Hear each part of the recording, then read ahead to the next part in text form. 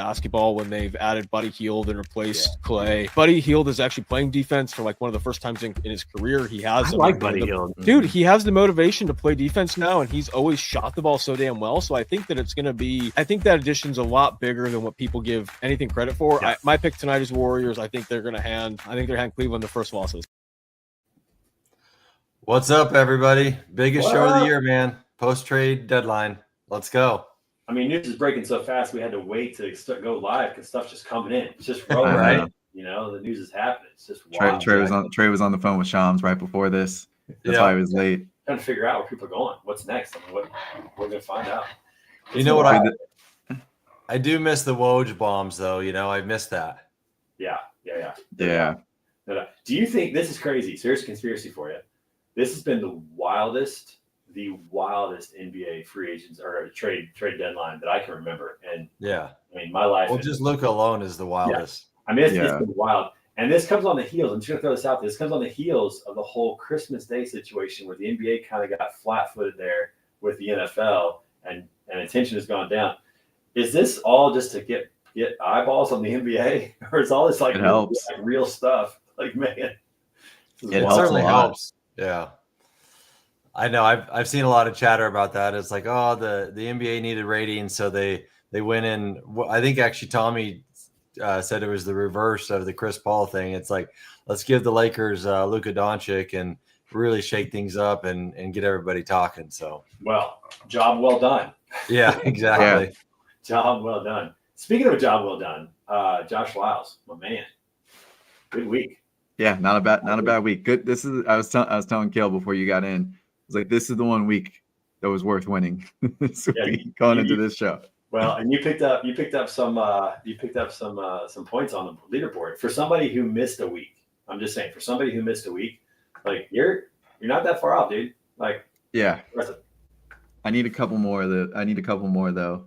Strong performances, just a couple repeats, but it's gonna be it's so tough. 12 games, my goodness, it's like I picked blindfolded. What the heck?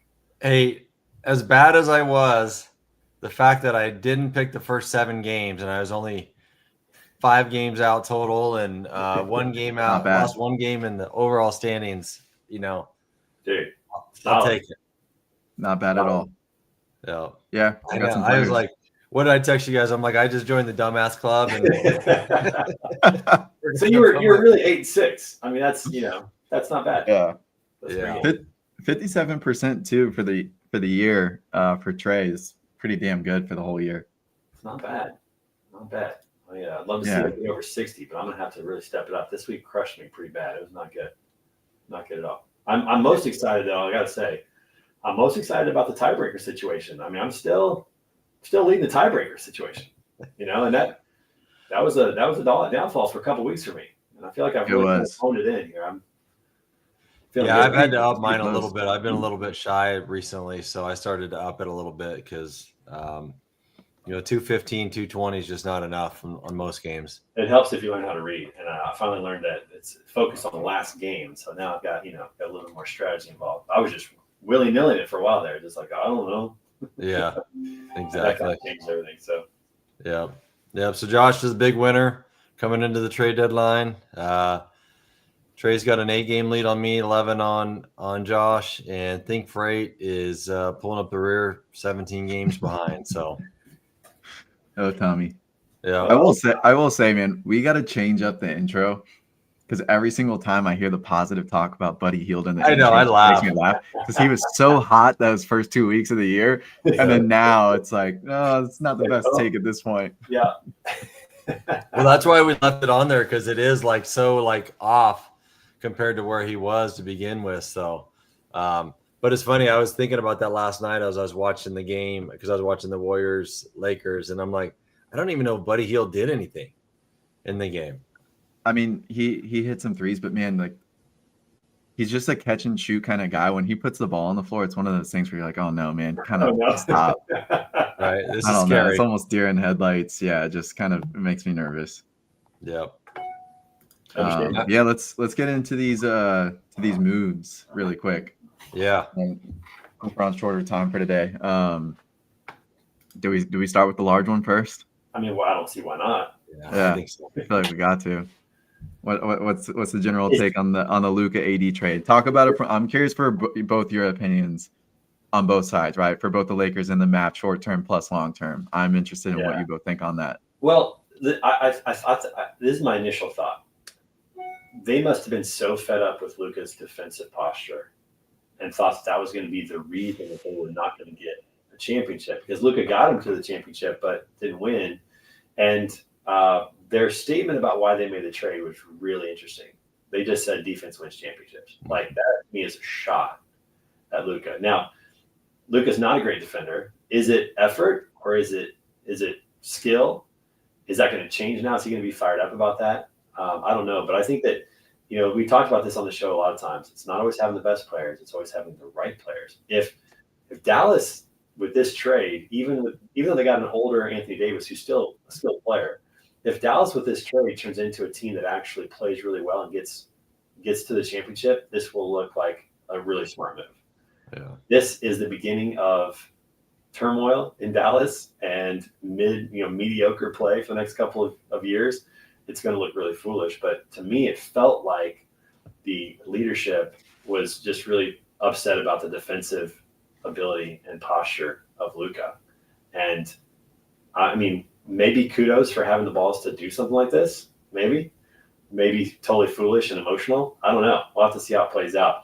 I do think it's now Luka's team in LA. I mean, LeBron's still LeBron, and he's doing crazy things at age 40. Put up 42 and 17 last night, and he's 40 years old. Crazy, but it kind of resets the Lakers in a way too, that they can now build around that, maybe, if that's what they want. Or the flip side is true. They get the bad defense that Luka has, and they become mediocre as LeBron moves on. Because eventually he's going to retire. I don't know when, but eventually he's going to say goodbye. Yeah. Could LeBron play at 45?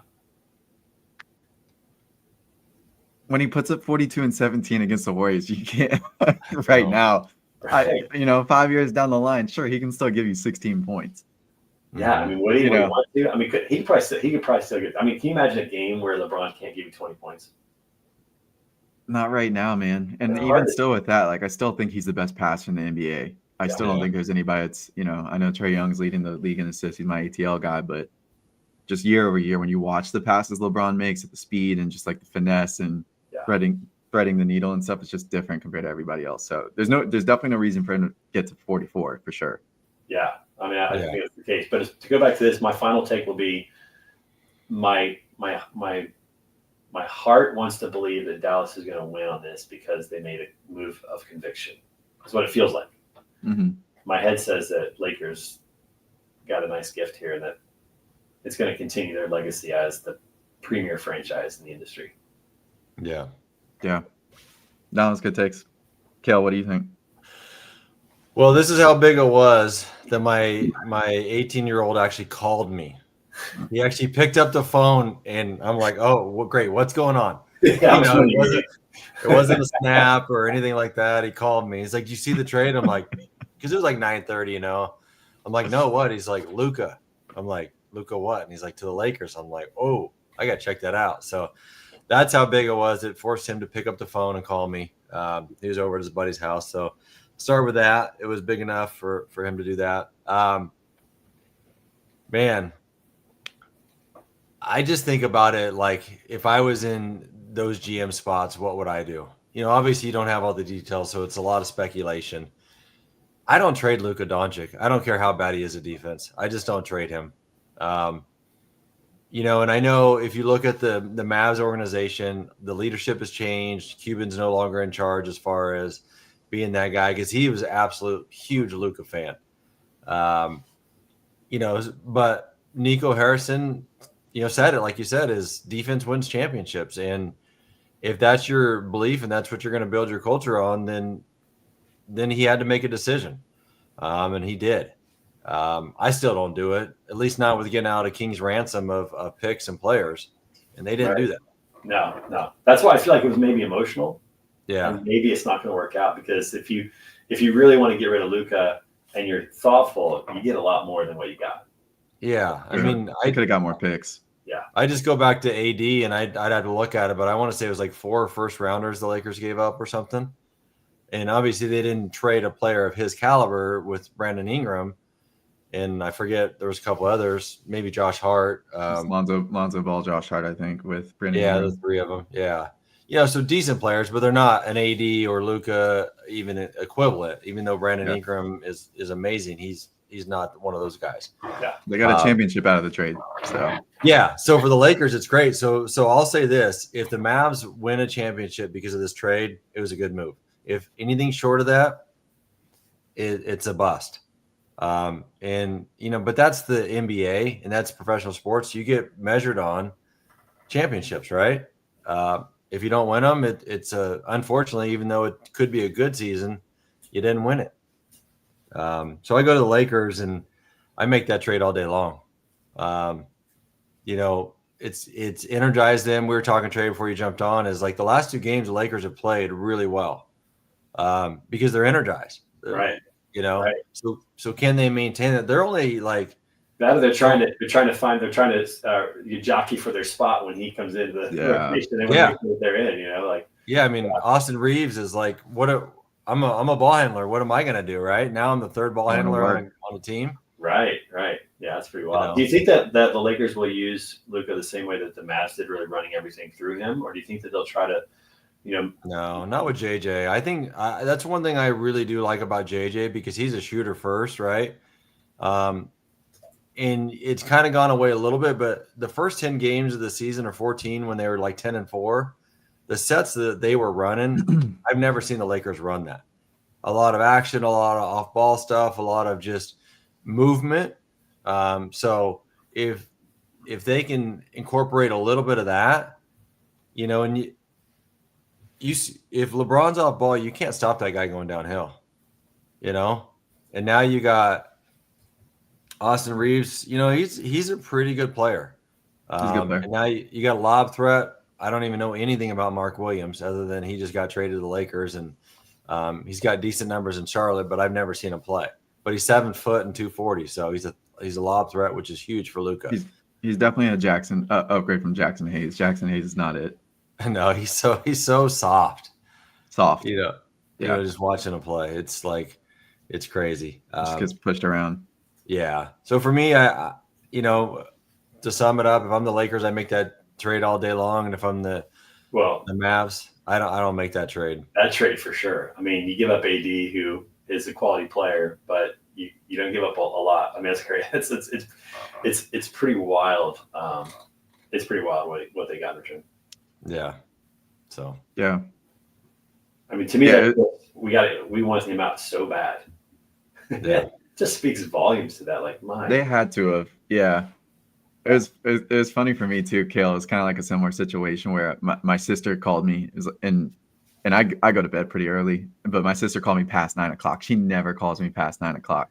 So originally I didn't answer, and I just texted her back, just to kind of see what she needed. And then she's not answering me. So I'm kind of thinking worst case scenario, something could be going on. So I call her back. She called me like 20 minutes later. I was just calling to talk about Luka. She lives in Fort Worth, so some stories. She just starts laughing. The clock. Some stories don't respect the clock. Like it's like we got to talk about this now. Yeah, because I woke up that next day with 7 texts, and I actually when I first woke up at like 6 a.m, I'm reading the text messages. I thought it was fake at first, but then I saw 7, and I'm like, wait a second, that's not fake. Because it was just a bunch, and I'm like trying to clear my eyes. Like, wait, am I reading this right? That this actually happened. I think it's kind of a win for both teams. I mean, you're already seeing a big energy shift between both teams. Mavs just beat the Celtics pretty good last night. Clay clearly like opened up his game, and I think it's going to let Kyrie kind of flourish a little bit. I agree with that. Of like, if I'm the Lakers, I make that deal because I think longevity. I don't think they're equipped to win it this year. I think they still needed to make some other moves, which apparently they're already doing with the Mark Williams deal.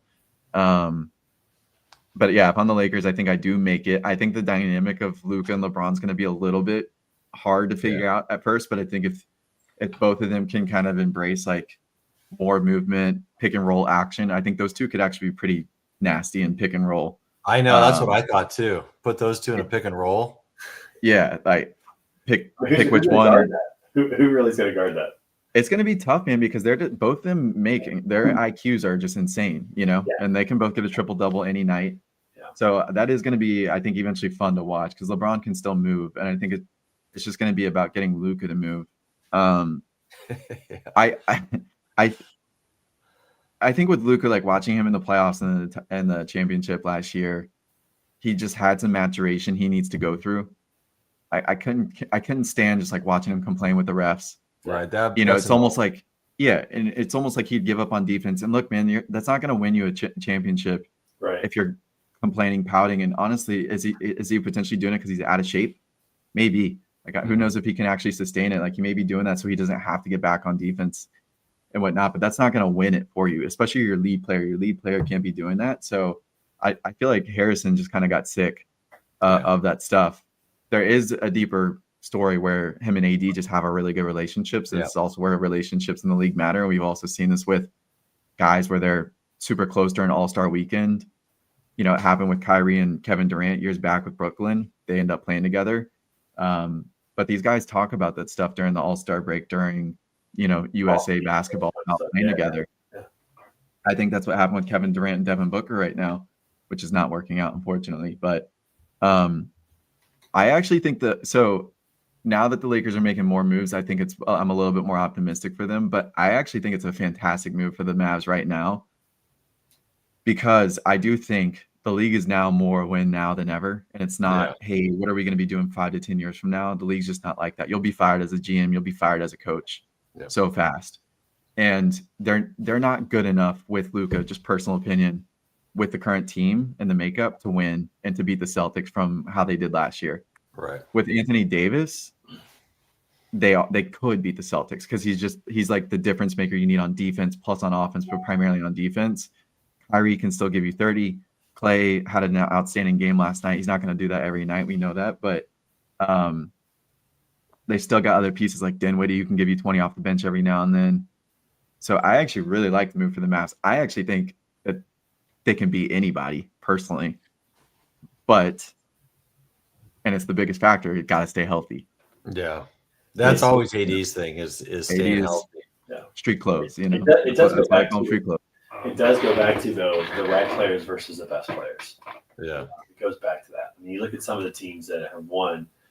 They've had the role players. They've had the right players. They've had the right chemistry. I mean, I look back to the Golden State days, even with Durant. When Durant came in, he just fit. And what made that great was that it wasn't even that they had the best players; it was that the best players could play together.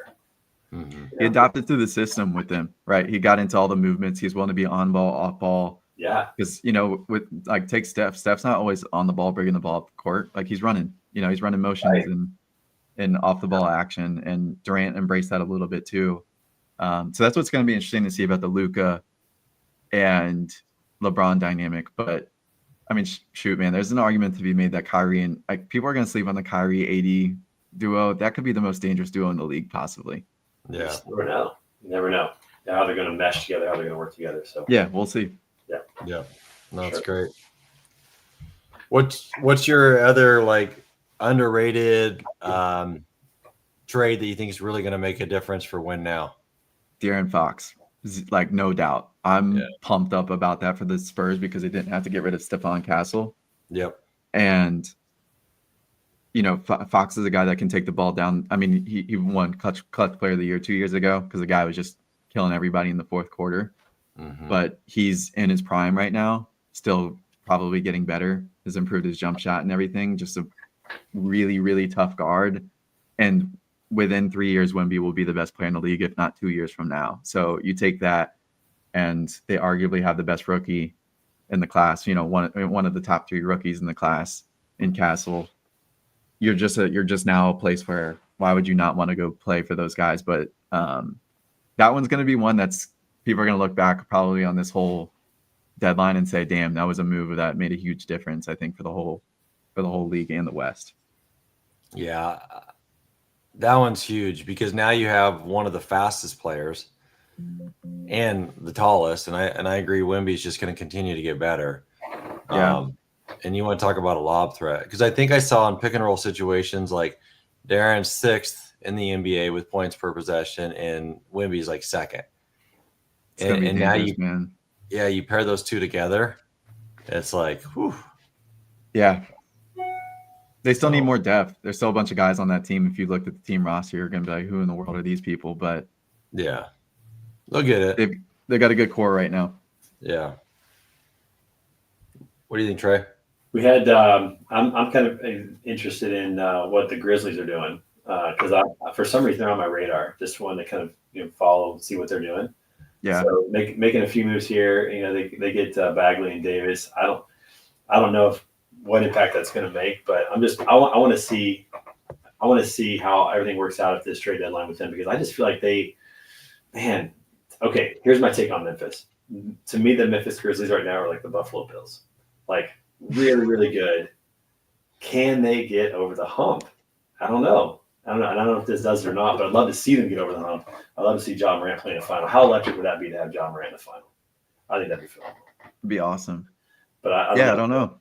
So we'll see what happens with that. But obviously, there's one trade that we haven't talked about yet that we need to talk about. But I'm kind of curious about that one just because I've been closetly following the Grizzlies this year more than others just because I'm really curious now. I'd love to see Ja Morant get over the hump. Agreed. And because they're in between us, easy job to go check them out. That could be our fan base right there. Yeah. St. Louis, we already have a team. So it's like that might become my squad. Right there. I don't know. Yeah, so they got rid of Marcus Smart. I think they did too. Yeah, so the Wizards got Marcus Smart, Colby Jones from the Kings, Lynn from the Kings, and then the Grizzlies got Bagley and Davis from the Wizards and 2 second-round picks.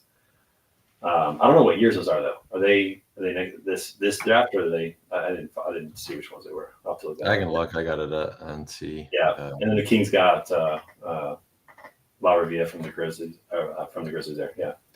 So I just want to see this is interesting to me because they're role players. I just want to see if they're going to be the pieces that make a difference. Yeah. I don't even know who Johnny Davis is, so. I honestly don't know who Johnny Davis is. I know Marvin Bagley, but I know that he's not what everybody thinks. What he should have been coming. Yeah, he's a couple points a game, a couple minutes a game kind of a guy in Wisconsin. But again, it's like you think about that. Okay, let's just go back to the Bulls. I know that Tommy's not here. Let's go back to the Bulls. He's a Judd Bushler kind of guy. Yeah, he plays defense. He might hit a 3 every once in a while. You're not going to remember him at all, but he could be one of the reasons. They just win. Playing those fill minutes, playing good defense, giving the starters a break, a breather, and not losing on the defensive end. I mean, Judd Bushler won 3 titles. Let's just throw this out there. All right. I mean, he's got 3 rings, and he probably averaged 2 points a game during those runs. I would take that. You need those guys. You need them. Yeah, right? Yeah, you do. So, you do. It's true. Are these the guys? I don't know. Mm-hmm. These guys. He doesn't get the love that Kurt gets because Kurt had more shots and game-winning shots, but he was right there. Yep. Yeah. So it looks like in that trade with Marcus Smart, the Wizards got 25 first-round pick from the Grizzlies, and Memphis got a second-round pick from the Kings for 2028. Oh, okay, down the road. Okay. Yeah. So, but what's the other trade you're talking about? We haven't talked about that we got to hit on. Well, we got to talk about what's happening with Jimmy Butler. Yeah. I don't know how we can't talk about that. Oh man. I'll let you guys start. I mean, this is interesting. I mean, if Jimmy Butler is the Jimmy Butler that we've known, and like we talked about, he fits in the system. That's a pretty interesting pickup. I love Wiggins. He seems like an incredible person. He doesn't seem like he has that killer instinct. He's like, I remember when he was at KU, the dude was just, you couldn't stop the guy. You couldn't stop him. But it's like he doesn't have that killer instinct. And I think that's been his problem this whole time. It's like the skill is through the roof, but he just doesn't have that aspect of it. Whereas Jimmy Butler has that or had that. We'll see if he has that. He has it. We'll see if it's still there. I mean, we'll see. We'll see if it's still there. Obviously he's got the experience, so we'll see how that works out. So I'm interested to see how the chemistry fits, but I'm actually excited about watching the Warriors now more than I was previously. I love watching the Warriors anyways, but now I'm a little more intrigued. I want to see how this chemistry works out, and I think the Warriors won in the short term, I'm curious what the Heat do with Wiggins, and then they got Anderson and Mitchell too. Mitchell from the Raptors. I wonder what they're going to do with that, and if that's going to make any difference, or if this was just more like collateral damage to get rid of Butler. Like this is the best we can do. These guys aren't even going to be on the team next year, maybe. I mean, who knows? Yeah, I think it's a little bit of both. I think Miami was getting in a desperate situation where people are probably offering less and less for Jimmy because of the whole reputation. He's not playing games. Like, is he going to be a locker room cancer and all that kind of stuff? And then the Warriors just worked out for them because they were desperate. They apparently were hitting literally any and everybody up. That's an all-star. And there's multiple reports on this. They obviously tried to get Durant. Durant was a no to go back, which I was kind of hoping he would. And, here we are. And he gets freaking $60 million a year. I know. It's wild. Yeah. Yeah, obviously I watch a lot of Warriors. It just depends, right? If Jimmy can come in and be right in his head, he's going to be phenomenal. But it's just, how long does that last? Yeah. And, the nice thing that is, from a coaching perspective, Steve Kerr knows how to deal with hotheads. Obviously, he's got Draymond. Hothead. The hothead, yeah. I mean, he got a tech last night, and it's like, he telling somebody get out of their face. It was like, are you talking to a player or a ref? I didn't even know who he was talking to, Dude, just anybody in the vicinity. It does not matter, man. Yeah, that guy is like, you So want to talk about a chip, man. This is where, and again, you go back to why is Steve Kerr so good at this? Played with Rodman. He watched Phil Jackson do this. He watched them, accommodate a personality that was maybe hard to handle sometimes, and they were able to do it and filter him in a way that made it very, very successful. I mean, I still think about this. I was watching The Last Dance, a clip from that the other night. I still can't believe that in the middle of the season, Rodman took a vacation. And they all I know. It was wild. And but I mean, okay. Yeah, that's one of the best things That's ever. the original load management right there. That's probably the most desired load management for the players, but they'll never be able to do it like that. Right. You don't have to sell them bitches. You can go to Vegas and have fun. Yeah. Yeah. But if you think about Kerr too, I mean, think about Kerr's probably pivotal moment in his career is actually when he got punched by Jordan. Yeah. I was thinking getting back down, like hothead kind of situation, and Kerr's the one that sort of stuck up for it. So Kerr clearly is like hard nosed enough to go through that stuff with. He's nice on the outside, but he can mix it up for sure. Yeah, he's got that dog in him, no doubt. Again, you don't win championships without doing that, hitting big shots and all that. And then he stuff. was also at San Antonio, so it's like you're under Phil Jackson, you're under Greg Popovich as coaches, and now he's been at Team USA with amazing coaches, and he's been able to take a little bit from everybody, and transition from a player to a coach, which we talked to. Just because you're a great player doesn't mean you can be a great coach. He's the ideal situation for my story on that. He's a middle road player, obviously played well, knows how to play, but he was never the star. Yeah. But he was the one making everything run, helping everybody out. That's usually the best coach. Phil Jackson wasn't a star in the league. Pat Riley wasn't a star in the league. Yeah. Danny Ainge, all them. But the other part too is like not everybody, pretty much almost everybody cannot coach super teams, and he did really well with fitting in Durant in a very quick time period where I mean, obviously that team was already good, but I feel like we've seen so many quote unquote super teams, big threes assembled. And it just it flops like no other. He watched the Bulls, integrate Rodman and just other players that may not have been a great fit, and he saw how it worked. So I'm optimistic though on the Jimmy Butler thing. Like at first, I was not super thrilled about it. I love the Warriors, big fan. Watched so many of their games. I will say I am a Jimmy Butler fan because I just love the edge that he brings, and this is kind of like I guess my theory on it. So, I know he goes into the locker rooms and he's kind of a little bit he ruffles the feathers, like for sure. There's no doubt about it, right? He's done that almost at every stop. It's like famous for doing what he did in Minnesota, where he called everybody soft and beat the starting lineup with all bench players. Respect, by the way. Yeah. He goes to Philadelphia, ruffles feathers there. But like and then he's kind of doing it in Miami. But here's the one thing I would say, because like I was talking to my friend about this, because he thinks that Butler's just a huge locker room cancer, won't fit in with Draymond. If you look at the guys in Minnesota when he was there, I would say that they were soft, right? Mm-hmm.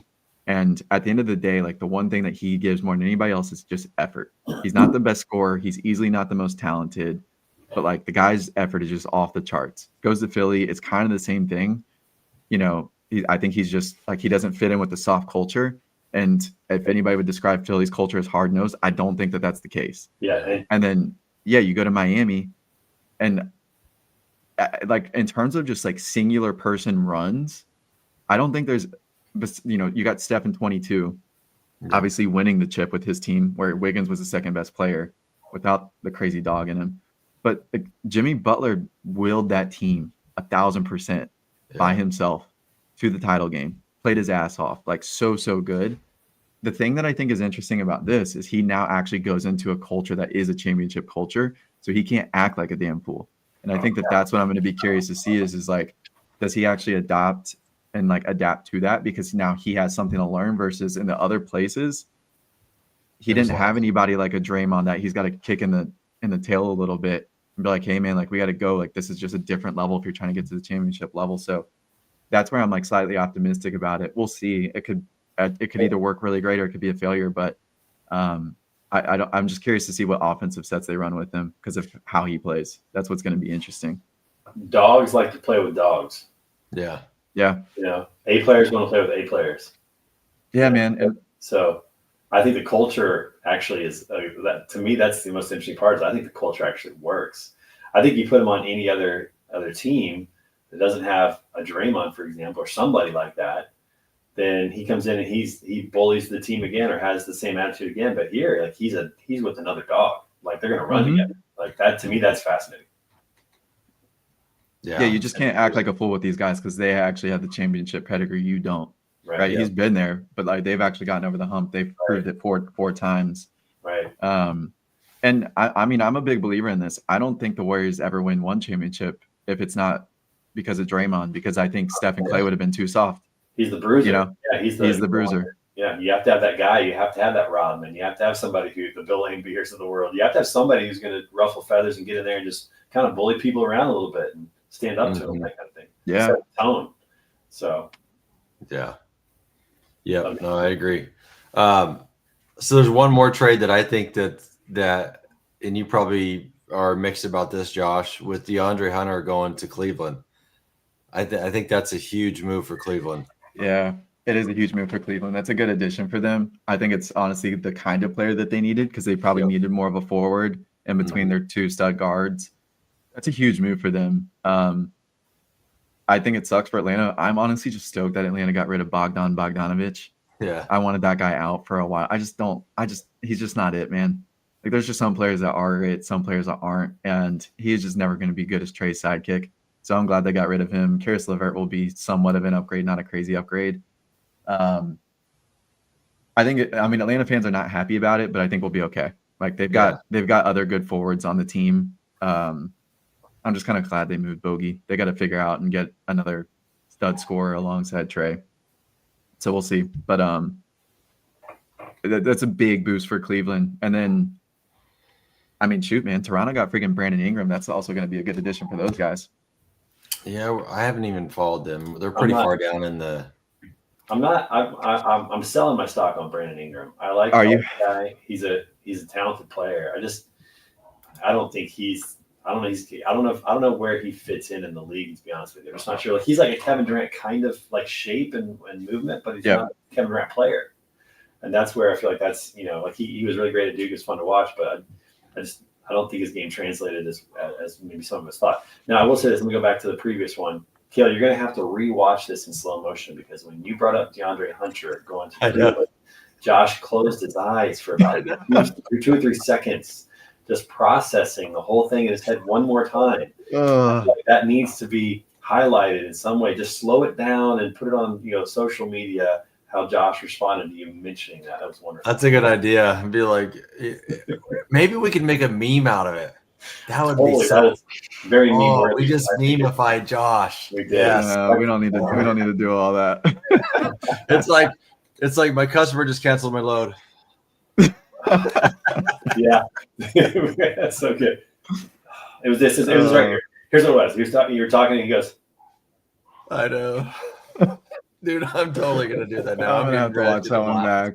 Yeah, no, I that was not the one I was expecting you to bring up, Kale. I thought I thought you were gonna bring up like Chris Middleton, Kyle Kuzma, and then you're like DeAndre Hunter. I'm like, the oh, reaction was so priceless, dude. It was so good. 'Cause that one was kind of at the end, you know. It was like right at the. Yeah. You know, I think it was yesterday, wasn't it, or the night it before? was yesterday. Yeah, I think it was yesterday. yeah, it was yesterday. Yeah. Well, I knew that would because I mean he's been good this year. For Atlanta. Yeah, yes. It's a great pickup for Cleveland. It makes a ton of sense for them. Yeah. You know, and at the end of the day, you got to have guys at that position because the team you got to beat is Jason Tatum, Jaylen Brown. That's the position that those guys play. Yeah. Let me tell you a guy who I'm surprised is still in the league. Just got traded. He's a part of that Ingram deal. Kelly Olynyk. Dude, I had no idea he was still in the league, man. I know. I saw his name come up and I was like, really? Wow. Kudos to him. He's still on the roster. He's going to get a pension of some sort. There was another one, James Wiseman. I think he got traded. He did. It's like for like pennies. Yeah, it's like how is that guy? But it's that potential with the 7-footer. If I can just make this guy, you know, because you can't teach height, right? It's like he's 7 foot. No. But I mean, I watched him for years in Golden State, and I'm like, this guy is not it. Okay, I was so stoked when they drafted James Wiseman, man. I'm like, yep, that's gonna be it. Okay, and that was the year Ant was there too, right? And they passed on Ant, or was that? No, they passed on LaMelo Ball. Oh, and then Kuminga was with. I think Kuminga was same year as they had a chance to draft Ant, and they didn't. Whenever it was. No, because Ant went first overall. Did he? Yeah, I think you're thinking of somebody else. Yeah, I don't know who. But I mean, you guys talked about Marvin Bagley earlier. Little recap: Marvin Bagley got drafted above Luka. Yeah. Imagine that.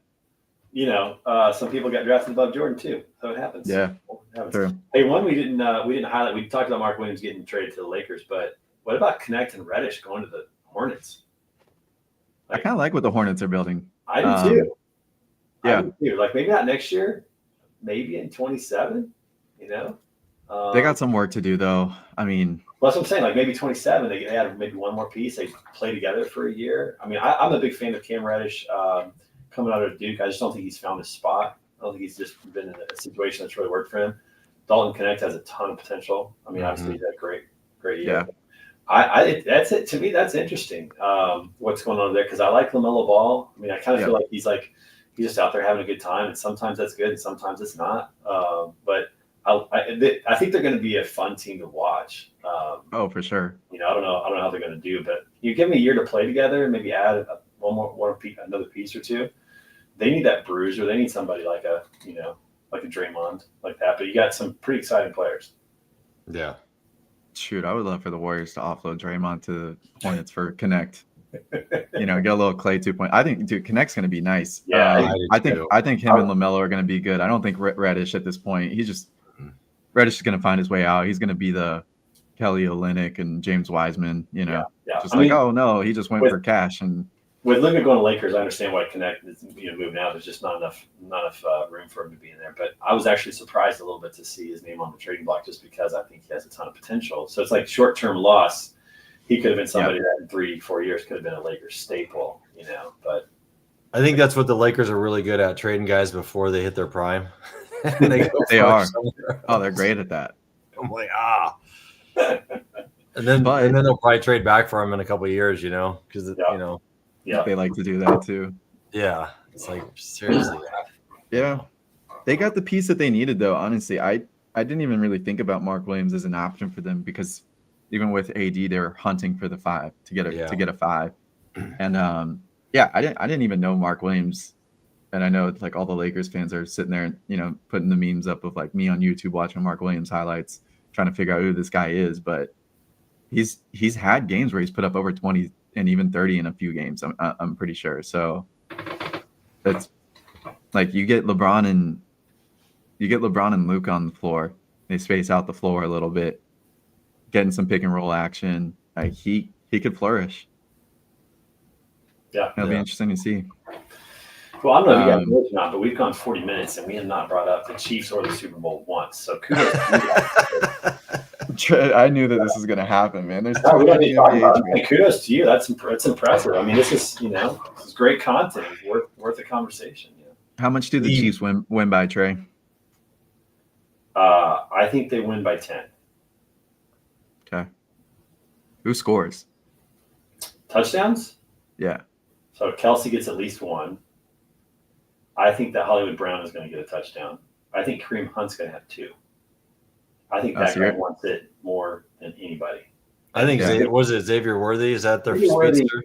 Yeah, I mean he's a speedster. I think they already kind of are keying on him. Hollywood Brown is not broken out since his return. He's been good. He's been helpful. Obviously, spread out the field, but they have not. He's not broken out. I'd love for Worthy to get one, Adam. I'd love for Worthy to get one, but I think that because they know what he can do and that he's on tape, they're going to focus on him. They don't really have what the Chiefs have done with Hollywood Brown yet this year, so I think Brown's going to get one. I think Kareem Hunt he just wants it so bad. Mm-hmm. Like, you didn't mention Hopkins. I don't think Hopkins will get a touchdown. I think he'll have a good game. But again, I think he's one of those pieces that they know what he can do. Mm-hmm. So they're gonna key on him a little bit. Kelsey's just a freak. They're gonna key on him, but he's still gonna probably get open. Yeah, he always gets. He's still probably gonna get a touchdown. I wouldn't be surprised if Hopkins got one, but I just think so annoying. It's gonna be like Juju Smith-Schuster. That's what's gonna be so annoying about it. He's gonna be the one that gets the touchdown. I mean, who do you stop? You got to stop somebody. Who do you stop? And if they're all playing well and they're all not hurt, I mean, it's going to be tough. That's for sure. I think the biggest thing for the Chiefs is can they stop the run? If they can stop the run, the game's over. Yeah. Adam might be right, though. I mean, Worthy's been going off. Yeah. He has been going off. Again, I wouldn't be surprised. I want him to get one. But I think they know what he can do, and they're going to key on him a little bit. And Hollywood Brown's kind of been quiet. He's kind of been, in the background, just doing a little bit here and there, making a catch here and there. He's due for a breakout game. I think my question is, do they score on a shovel pass? I always feel like in a big game, they get a shovel pass in some moment. I wouldn't be surprised. And again, I think you're going to see plays that no doubt they haven't run. They did that in the last game against the Bills. They ran formations that they hadn't seen. So they've got stuff up their sleeve to do. Will it work? I don't know. We'll see. But I wouldn't be surprised if they pulled that out of the hat.